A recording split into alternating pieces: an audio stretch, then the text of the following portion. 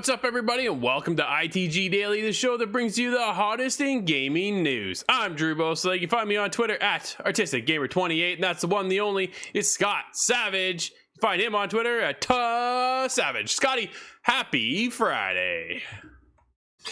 Oh yeah, we are now just a little bit into the season of games. Oh, dude, it's a season of Still giving. a lot to go. There's a lot going on. Just like you can follow us right now over on twitch.tv/theofficialITG, as well as YouTube at Inside the Game Official.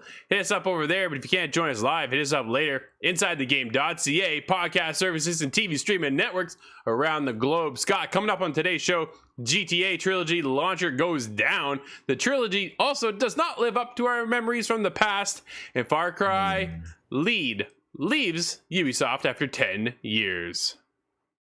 You ready? Yes, I've been wondering about that one. Well, let's get into it, because there's, well, some heavy things here with the Grand Theft Auto. Oh, absolutely. Let's get into it, because the GTA Trilogy pulled from sale on PC. Rockstar Games launcher goes down. PC players haven't been able to play their new games for 15 hours and counting. This comes from Joe Scrubbles over at IGN. Rockstar has pulled Grand Theft Auto The Trilogy, the definitive edition, from sale on PC, seemingly due to ongoing issues with this Rockstar Games launcher service that rendered it unplayable. At the time of the writing, the PC version of the remastered GTA Trilogy is not available to buy on Rockstar's website.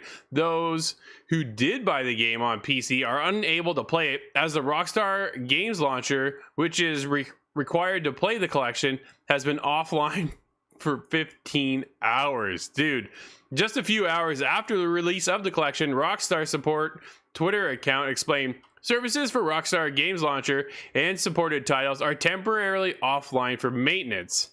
Services will return as soon as maintenance is completed. This means that GTA Trilogy, as well as GTA 5, Red Dead Redemption 2, cannot be played on PC, Scott. Oh man, that's a huge hit. Oh, Not even just this trilogy, but the big hitters as well. Oh, what is this down with maintenance? Because it's it's an not like they excuse. surprised themselves with their launch window. You think that would have been done? Yeah, yeah. Well, that they had, man, they should have been doing some kind of internal testing. I'm surprised this happened to a company like Rockstar at all. Yeah, You know what I really. mean? Like they knew what they're getting into. How do you launch a remaster of a game from the 2000s, Scott, and it takes your service down? Your entire service. Not even it first of all, these are single player games. Do they have nothing to do with online components whatsoever? But yet they put it Yeah. on their Rockstar launcher, which is an online service, and it fumbles its launch. It takes down their service now, and we all know how much GTA Online generates bucks, dude, like millions of dollars, right? Oh yeah. And it just went offline. It is gone. I just it's like, I You can't know believe it, this. man. The 15 hours that have gone by have cost them a huge amount of money. That can be certain. Even though they Absolutely. might not report it, they might not make light of it, but it's obviously a big issue when their main flagship titles, both of them, are offline. And at least those have an online component, though. To your point, this isn't online, so Yeah. it kind of bothers me that it has some sort of an online check. I'm not really sure how necessary that is. I don't think it's necessary at all. It should be on the service. You can download it. It shouldn't have anything to do with the tie-in to your online components with the game. 14 hours later, the account provided an update saying, quote, "We thank you for your patience and understanding as we continue to work on restoring services for Rockstar Games launcher and supported titles." Dude, it's the supported titles too. Like, I can't believe it. Red Dead Redemption 2, gone. GTA 5, gone. It's just, wow. What an upset in the world of Rockstar. Right now, people over there are just scrambling, trying to figure Oh out what's man. going on and how do we get this thing back up ASAP, because every minute that goes by is another dollar lost. And that's why I said we all know how much GTA Online makes, man. It makes a killing. It makes me worried though because people can fly. I had issues with their launch that it was a big deal. Yeah. CD Projekt Red is not above issue, Nope. and Rockstar now coming into the same problem. Is there nothing safe? I don't think How so. confident am I now in Halo's release? That's going to take a little while to falter, but still, it's you have to wonder: can anybody have these issues? It's just the baffling part, Scott, is that it's a single player game. And yet your online Yeah. service is down, which then wipes out the rest of your library, which is just incredible. And of course, what always comes with it is the backlash of media and Twitter responses, to the point that one person took to Twitter and said, quote, "The Rockstar Games launcher was up long enough to take my money, but now I can't play the GTA trilogy because their services are down." Laugh out loud, end quote. Oh man. Got his cash and then It's bailed. it's a bit like when you place an Amazon order and then it tells you it's not coming into stock for a year. Like, well, Yeah. you took my money. It's Couldn't there have just, been some sort of a check between those two services? oh man.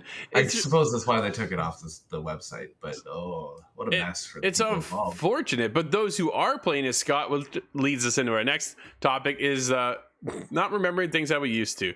The PS2 GTA trilogy has aged worse than I imagined, and messy remasters don't help matters. 20 years is a long time, and the PS2 GTA trilogy is still revolutionary, but some games age better than others.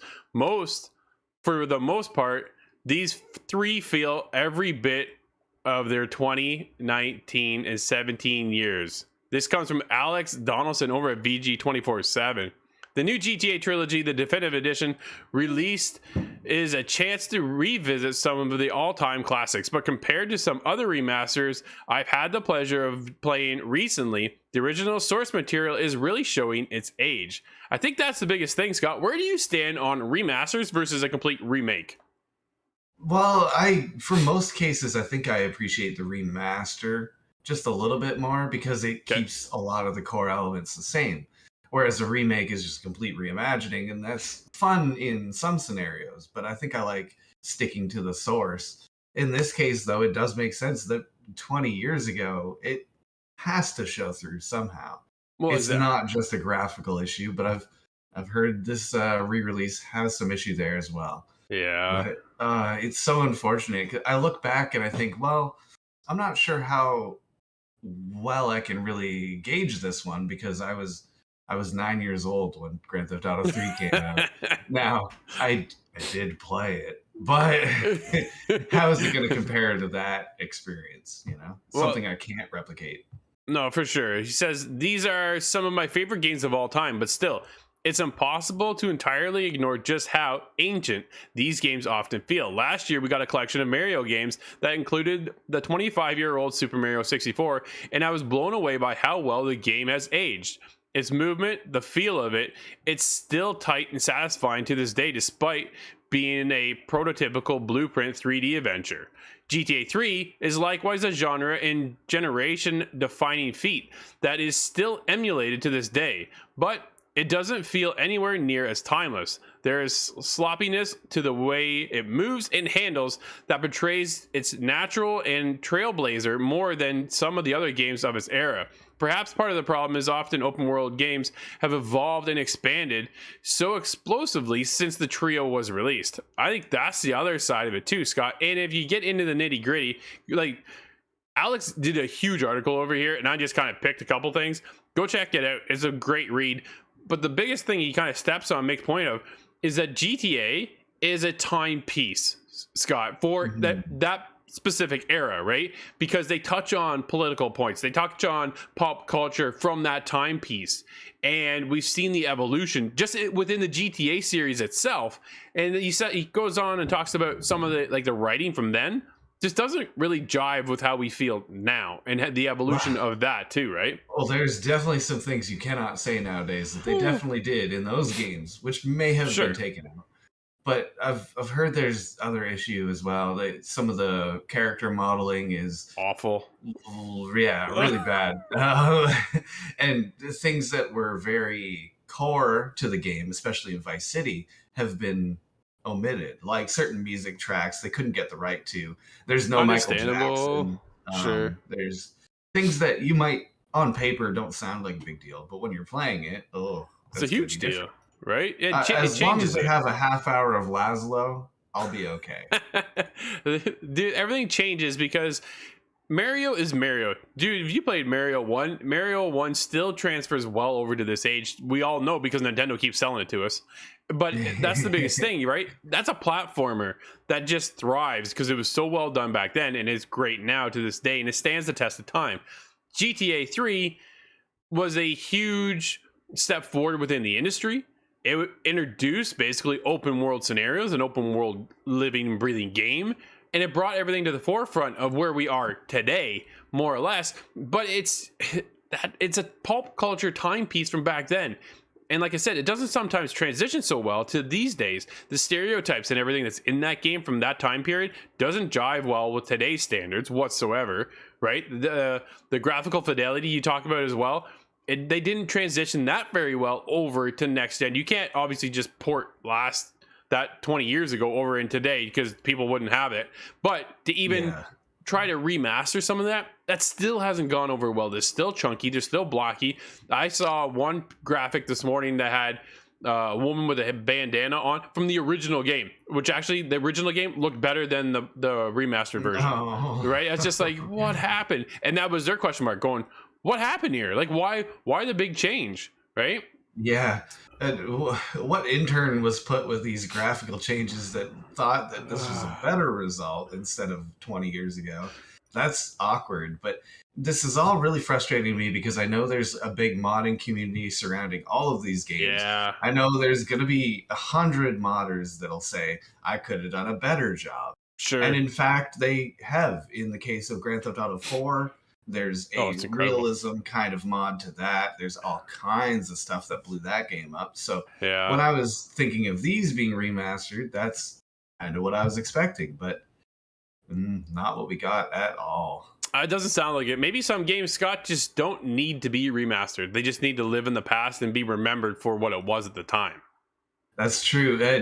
Demon Souls might be one of those, but there's a lot of people that would disagree now too. That's the problem. Especially now that Bluepoint brought it over to PS5, right? That's right. It's not really.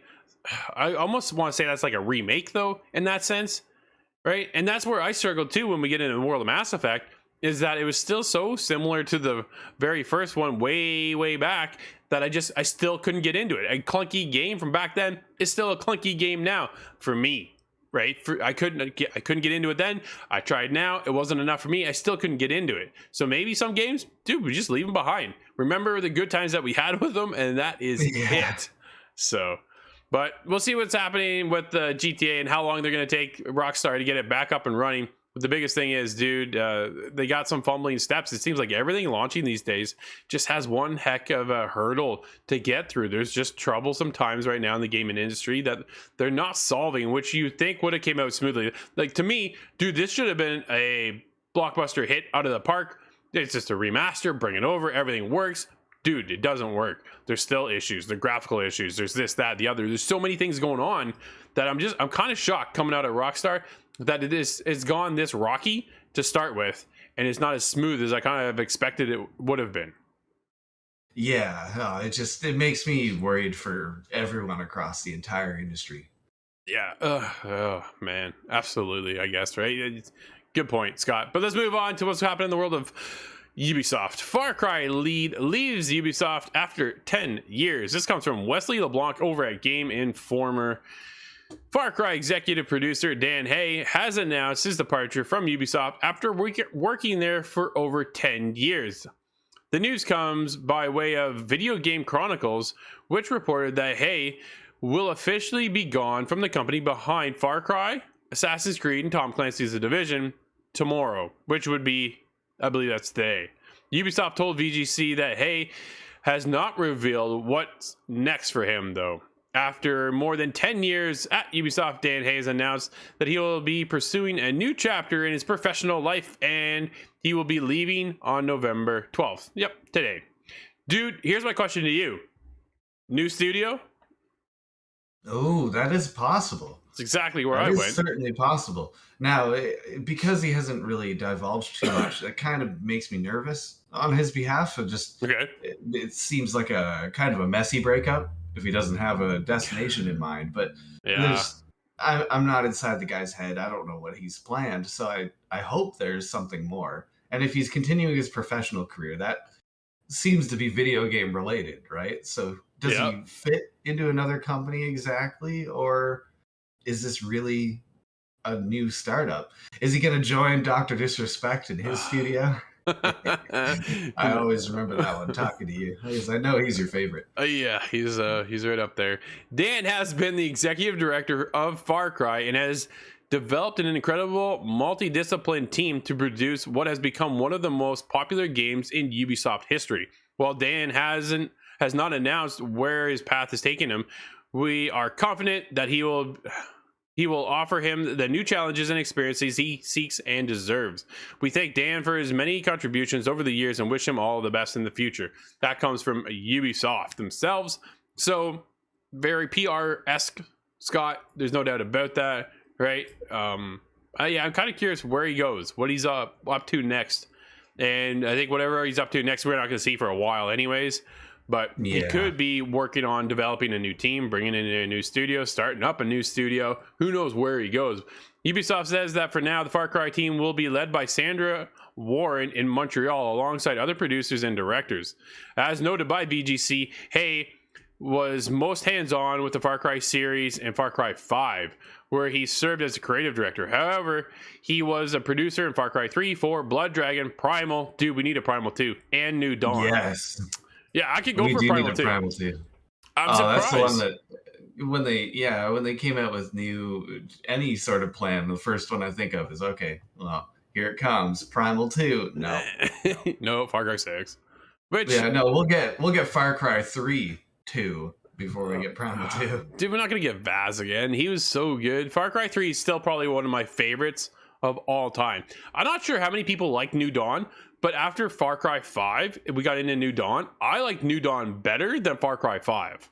That's one I didn't get, even though Nate and everybody was telling me, no, if you like 5, you're going to like this one. Go ahead and play. You like Rage 2, you're going to like this one. But I had a blast in New Dawn. It was so cool. It's still in the backlog for me now. Yeah, it's yeah, you're never gonna get to it, man. It's No, I have Far Cry 6 to get to. yeah, you're not gonna get there. So New Dawn was cool. I remember Nate and I playing co-op, and it was awesome. We took out this whole encampment kind of thing. I remember jumping off a tower, and landing on somebody. It's still there to this day, but it's so cool. That's what it was. I was supposed to play co-op with Nate, but I was also supposed to play Far Cry 5 first, and he just bailed. So I didn't have the confidence to jump into it. I don't blame you.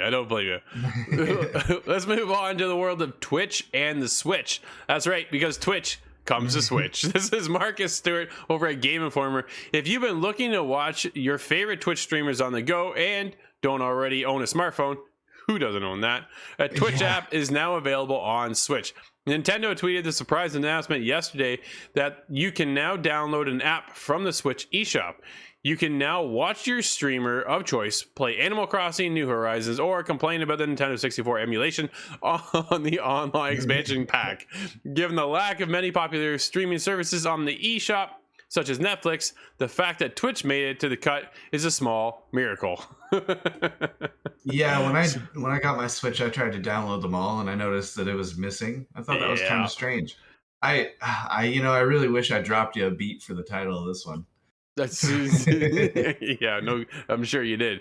But what else dropped out, Scott, was the Playdate, because it dropped for a new date. Panic has announced that for the first batch of Playdates that were scheduled to start shipping in 2021 has been pushed back to early 2022. The delay is caused by a critical battery issue caught late in the process, which led the team to replace the batteries of all Playdates currently in production. Quote, this quick turned into a months-long, all-hands-on-deck research stress ball and has halted production at the factory, says Panic Cabell Sasser in the first Playdate Owners Update newsletter that was sent yesterday to all Playdate pre-order holders. Quote, we made the difficult, expensive call to replace all of the existing batteries with new ones from a totally different battery supplier, end quote. Scott, at least they caught it. Dude, at least they caught it, and good on them to go in and replace every single battery. You have one chance to launch this. One chance. Yeah. You cannot screw this up. And I already think Playdate is at a weird niche audience already. Like, it's not going to go mainstream. This is just a weird device, man. The last thing I feel like doing is winding up my game console of choice to play this. It's such a weird thing. Does it have a steam engine in it? That's interesting. Do you toss some coal into the back of it and hopefully it works? No, it's again, this is a recurring theme. You have a launch window, you have to nail it. That is the biggest, most important thing. Otherwise, the result is a lot more expensive. If you don't sell these things, then what good is that? And oh man, at least they caught those batteries. But there's a battery supply company that's also just eating the bill for that too. You would think so, right? I would expect that. But dude, who's not eating the bill is Starbreeze. Net sales up to almost $4 million. Just sounds great for the Payday company themselves. This comes from Daniela Pardis over at gamesindustry.biz. Starbreeze has reported its financial results for the 3-month ended in September 30th. Once again, primarily driven by its flagship Payday franchise. That's no surprise at all.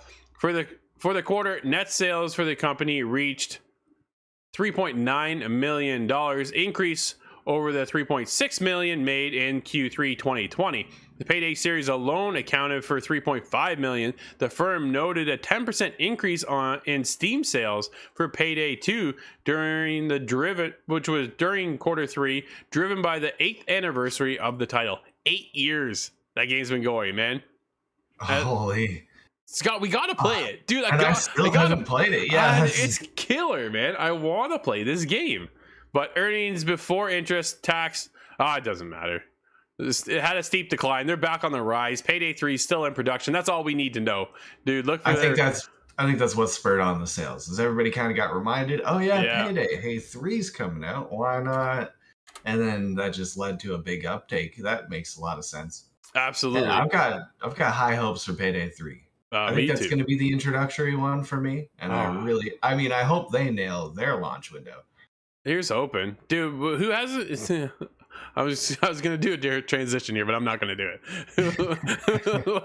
Let's just move on, because here's our first look at Spider-Man in Marvel's Avengers. We finally have an idea of the design and presentation of Spider-Man in Marvel's Avengers. This comes from Sharif Saeed over at VG 24/7. The wait for Spider-Man's arrival in Marvel's Avengers is nearly over, and developer Crystal Dynamics has offered a first ever look at the team's interpretation of the iconic web slinger. Dude, I was kind of very skeptical of this piece of content coming out. Like, it's just an event, but we're getting Spider-Man, so we got a new hero, which is exciting. One of my favorite heroes of all time. But are they going to do it justice? Because, you know, automatically we go to Insomniac, right? Such a good example of Spider-Man done well that they have to live up to or attempt to match. Yeah. And are they really going to do that? Is that possible? I don't know, man. I really don't know. The character reveal comes in the form of a new trailer, though it does seem to be captured in-game. It's heavily stylized and doesn't really show how Spider-Man is going to play. We're going to get a better look at him later today, as there's a developer live stream going on as well. So we'll be checking that out. I want to see more. I want hands-on with Spider-Man and get a feel of where we're at with this thing, dude. It's got me a little bit nervous, I gotta be honest, right? Because you guys swing through the streets of Spider-Man.